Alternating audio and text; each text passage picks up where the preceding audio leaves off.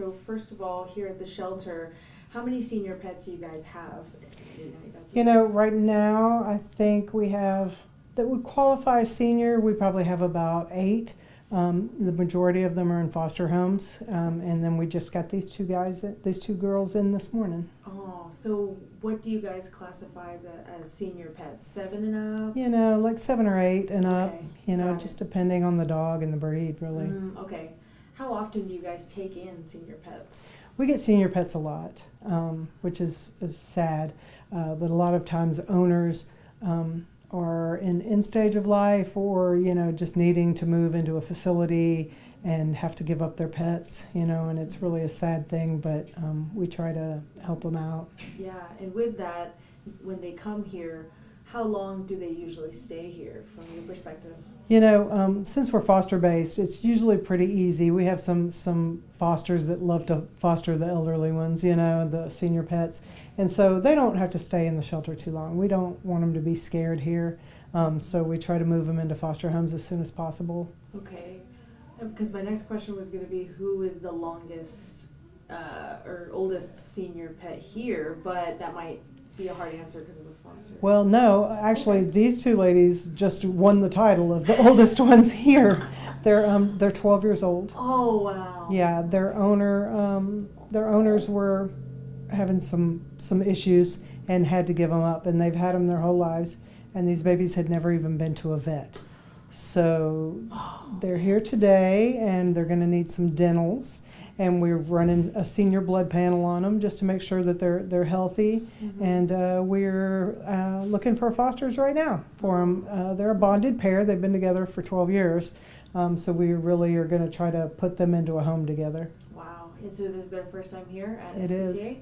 It is. Okay, wow. They just arrived this morning. It's Kylie and Katie. And they're sweet. They're a little scared. They're not quite sure what's going on, but well, hopefully, maybe when I share this, maybe they might find a home. That would be great. And so with this, I know that this is kind of a hard topic, but the euthanasia rate. They say that it's higher among the senior dogs. Can you agree with that, or? You know, in a public shelter setting, I would probably agree with you. Just because they find it harder to care for them in those kind of facilities. With us being foster based, I feel like the seniors really probably have better shot than the younger ones. There are a lot of people with really good hearts out there that that's all they want. They just want a senior dog. They want this dog. They want this dog to feel the love that it deserves until its time comes, you know. And we love that. We have some of the greatest fosters in the world, and you know, we have some that just typically are like, give me the oldest one you have there. Let me just care for it. And if the dog doesn't get adopted, then you know it dies in foster care, but at least it's dying with a family. Exactly. You know. This is a no-kill, right? Yes, we're no-kill. Okay, good. This might be a hard answer too, but do you know the exact or close percentage of the euthanasia rate? I do not. Okay. I do not. Okay. Yeah. But you would say it is higher than the younger dogs out there, like senior dogs? I would think so in a regular shelter, yes. Okay. And a lot of people too don't want to risk putting their dog in a shelter, and so if their dog is like, you know, 10 or 11 years old, I've seen people say, well, I have to go into assisted living, and so and they go and they get their dog put down because they don't want to put it in a shelter setting and risk it sitting in a cage for the rest of its life. I see. And you know, in some cases, I guess I understand that, but if you take them to a no-kill shelter or a no-kill rescue like us, we will make sure that they get into a foster home and, you know, are cared for. Yeah, I love that. Yeah. And the next question for me is the cost. You know, Yeah. Would you say that for senior dogs, are they either more expensive or cheaper to care for? You know, it just depends on the dog. These guys, they're going to cost a little bit here in the beginning because they've never been to the vet before, ever, and they need to have dentals done. One of them, I believe it's this one, she has little dry sockets like in front of her teeth, so she's definitely going to lose a lot of her teeth. This one will probably lose some too. They're going to be on soft food. But once you get the blood work done and you know what you're dealing with, really they're no more expensive than a puppy. It's just those little things you have to do once or twice at the end of their life, like a blood panel. Right. Yeah. So. And because I was talking with another shelter earlier this morning, they were saying that like with senior dogs, they usually already have their vaccinations, already spayed and neutered, so that would. Yeah. Sometimes, Okay. but just like in this case, they're coming from people that didn't take care of them. They've never even been to a vet. Yeah. So they've not been spayed. They haven't So it just had depends. any shots. So it just really depends on the situation, yeah. Ah. But if they have been, oh, it's okay. Oh. If they have been taken care of, Uh-huh. you're sore from the shots. Come here, baby.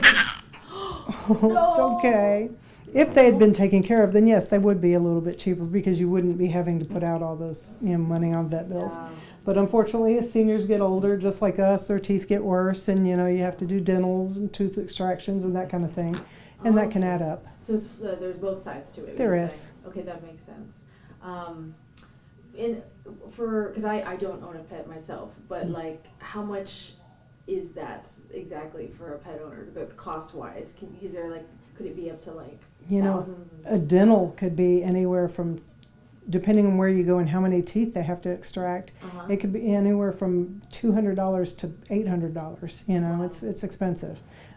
That's why it's they have pet dental month and that kind of thing. It's important to kind of make sure that you're getting your pet's teeth taken care of, because if you wait too long, it can cost a lot more.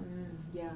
And another thing for me, do you think these senior pets appreciate you more in their later years than those younger dogs, or just? I think they do. If you're giving them love and attention, most senior pets, this is what they want right here. They just want to be held, and they just want to be petted and fed. Yeah. And I think that just kind of makes them, a little more loyal, because they're just always laying around wanting you to pet them and hold them, and so they're giving you attention as long as you're giving them attention. Yeah. Whereas a puppy is up and jumping and playing and running around. And the training too, you gotta pay for their training. Exactly. Versus a senior dog who is already. Exactly. Training for a puppy can, depending on the level of training you get, can be very cheap or it can be very expensive. But it's like a lot of other things in life. You get what you pay for. Yeah, exactly. And so with all this in mind, why do you think it's so important to still, to not forget about our senior pets out there, Yeah, there's a couple types of people in the world, and the ones that love their animals and they treat them like family. You wouldn't take your mom out and just, in the back because she got old. There's some people that a dog is a dog, and and they think, well, it's old, let's just euthanize it. But you have those people that treat their animals like family. My dogs are my kids, and I couldn't imagine, just because one was getting older, just getting it put to sleep. Now if it's having health issues, that's another story. Mm-hmm. But I think these dogs are worth giving a look at. There's special people out there with special places in their heart for senior pets, and I appreciate everything they do, because you're getting a dog knowing that you may only have 2 or 3 more years with it. But I think the enjoyment that the animal gets from that is definitely, Agreed. worth it. Yeah. Do you think East Texans out there, whoever will watch, should change their mindset when adopting a dog? I do. Okay. I do. I wish that everybody could just see that these animals, they have feelings just like we do. They have a heart just like we do, They love you to death. And you can be horrible to them and they will still be loyal and love you to death, and so I just wish people could see that and just be a little nicer to them. Yeah. Is SPCA doing anything for Adopt a Senior Pet Month?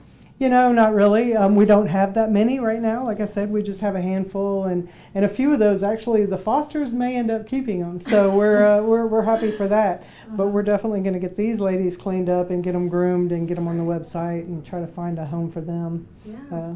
Where they can maybe go together and, Yeah. still have comfort in each other. I agree. They've been together for 12 years. I'd hate to separate them now. Oh yeah, You I totally would want that for them too. So anything else you wanted to add? That was all the questions I had.